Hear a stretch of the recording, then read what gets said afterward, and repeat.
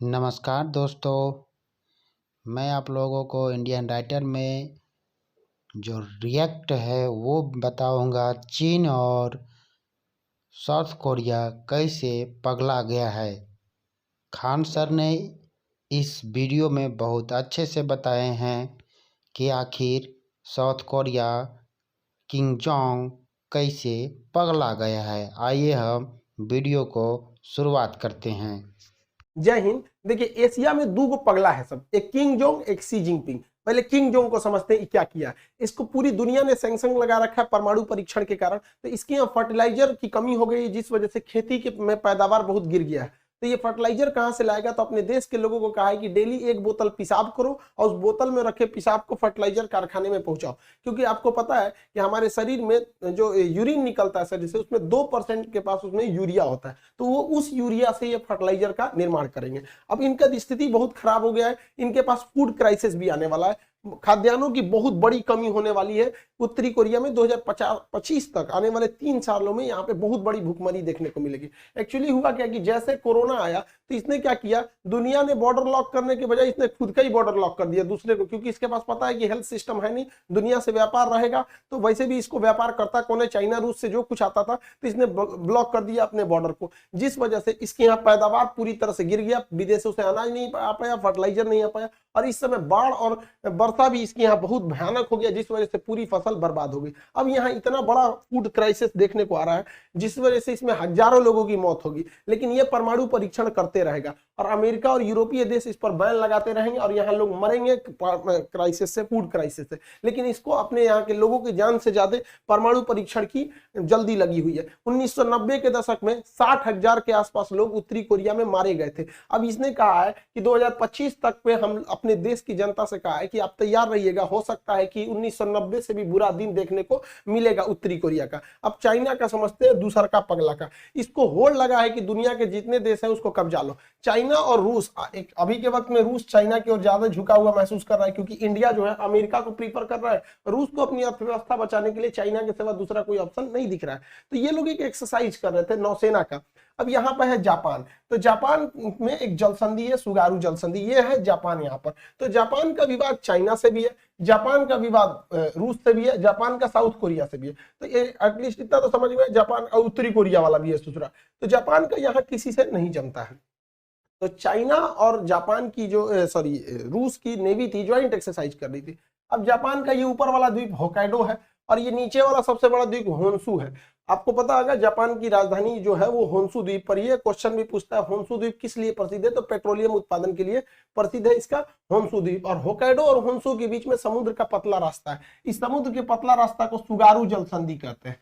सुगारू जलसंधि, समुद्र के पतले रास्ता को जलसंधि कहते हैं, चौड़े रास्ता को चैनल कहते हैं। जैसे भारत में देखे होंगे 10 degree channel, 8 degree channel, 9 degree channel, English channel, Mozambique channel, ये सब चीज। तो ये चैनल नहीं है, जलसंधि है। ये जलसंधि कॉमर्शियल जहाजों के लिए जापान परमिशन देता है कि यहाँ से कोई भी शिप वगैरह मतलब व्यापार कर सकते हैं। लेकिन इन लोगों ने क्या किया, रूस और चाइना ने यहाँ पूरी नौसेना घुसा दिया इस जलसंधि से। और जहां पर यहाँ इस जलसंधि से पानी वाली जहाजें जाती थी, वहां जहां पूरी अपने शिप लेके घुस गए सब। अब पूरा माहौल वहां पे इंटेंस कर दिए थे सब। पूरी समुद्र को ये लोग उधर पूरा मार्च आउट किया लोग 2 घंटे तक, जापान को डराने के लिए कि देखो कुछ नहीं कर सकता। हालांकि जापान को कुछ होगा नहीं, क्योंकि इसकी सेफ्टी की टोटल जिम्मेदारी जो रहती है वो अमेरिका पे रहती है। लेकिन चाइना जो है वो ताइवान को कह रहा है you must have to emerge, उन्हें मिलना ही पड़ेगा चाइना को, मतलब ताइवान को इसमें।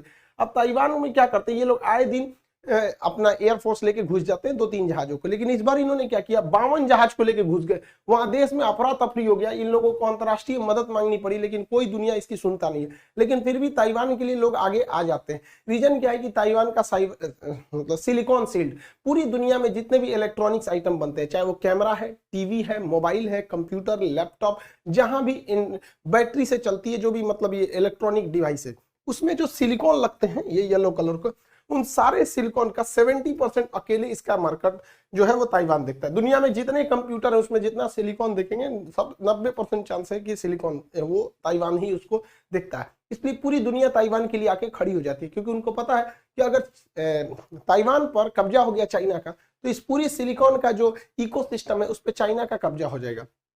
इसके अलावा भी ताइवान को अमेरिका ने बहुत सारे मिलिट्री इक्विपमेंट दिए हैं, जिसमें सबसे प्रमुख है F-16 जहाज। दुनिया के सबसे ज्यादा युद्धों में इसी ने लड़ाई लड़ा है। हालांकि अमेरिका का सबसे विश्वसनीय जहाज है F-16 और F-22 यहाँ पर, और चिनूक हेलीकॉप्टर।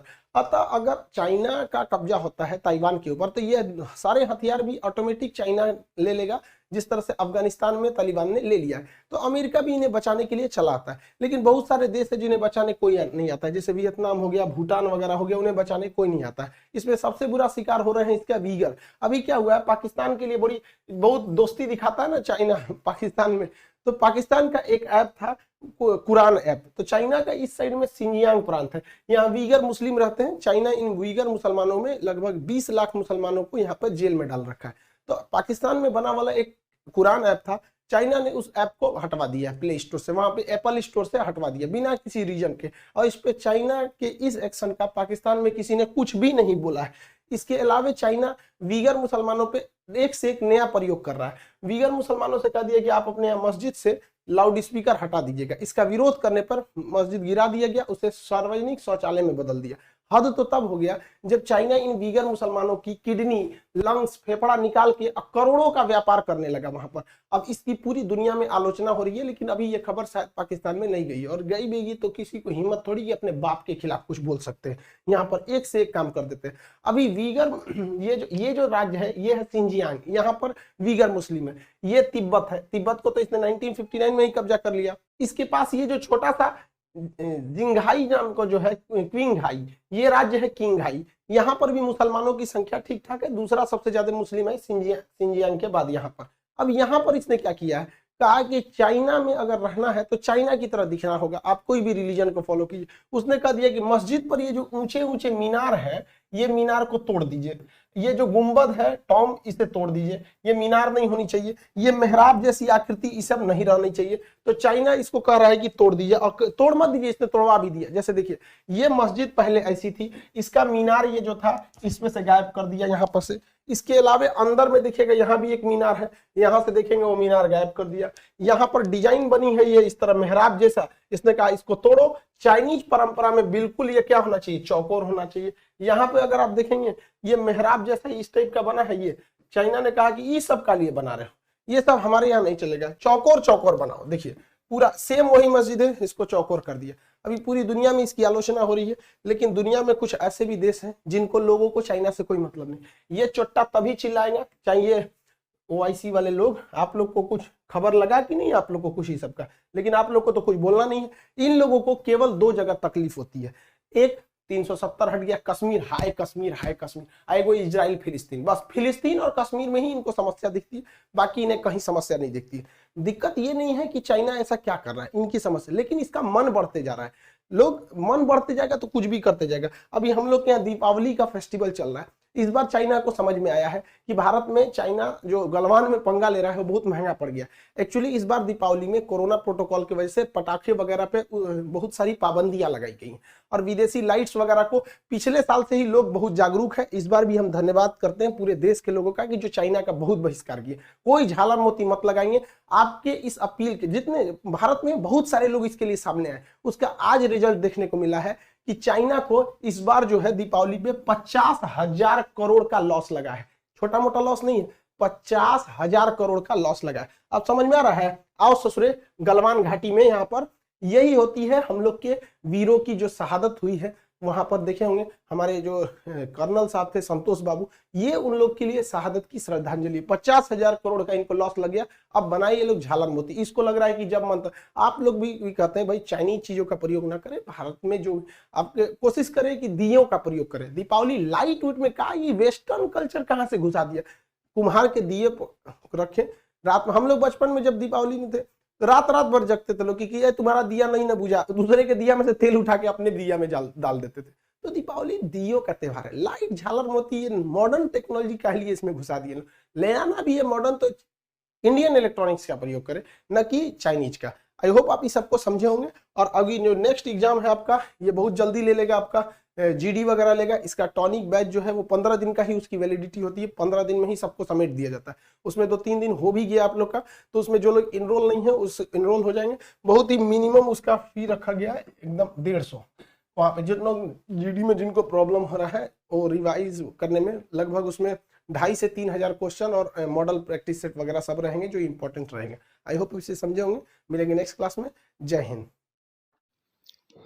खान सर ने बताया कि कैसे किंग जोंग जिनका बॉर्डर खुद ब्लॉक कर दिया अन्य देशों ने, खाने के लिए कुछ नहीं है, उसी तरह चाइना भी पगला गया है और